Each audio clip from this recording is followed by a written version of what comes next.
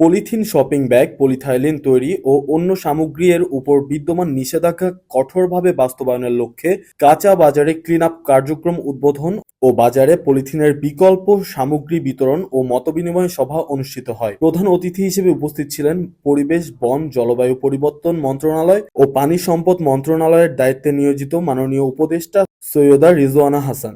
তিনি জানান, উৎপাদন বন্ধ করলে ব্যবহার নিজে থেকেই কমে যাবে।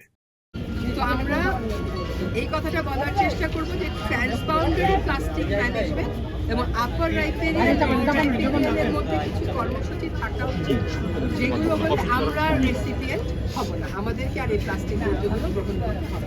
পলিথিন যেখানে উৎপাদন করে, যেই জায়গায় পলিথিনগুলো উৎপাদন করে, ওই জায়গায় ওদের সাথে বসে এটা আলোচনা করতে হবে। ওরা যদি সাপ্লাই দিলে না আমরা পাবো। আমাদের গভর্নমেন্ট থেকে যেটা ডিসিশন নিয়েছে আমরাও সেটাতেই একমত আর কি। পলিথিনটা না করে ভালো ব্যবহার না করার কারণ চারিদিকে ওই পানি নালা ওগুলোর মধ্যে আটকায় আমাদের তো খুবই ক্ষতি হচ্ছে। পলিথিনে দেশের ক্ষতিই করে, আমরাও বুঝি এটা বন্ধ হলেই ভালো।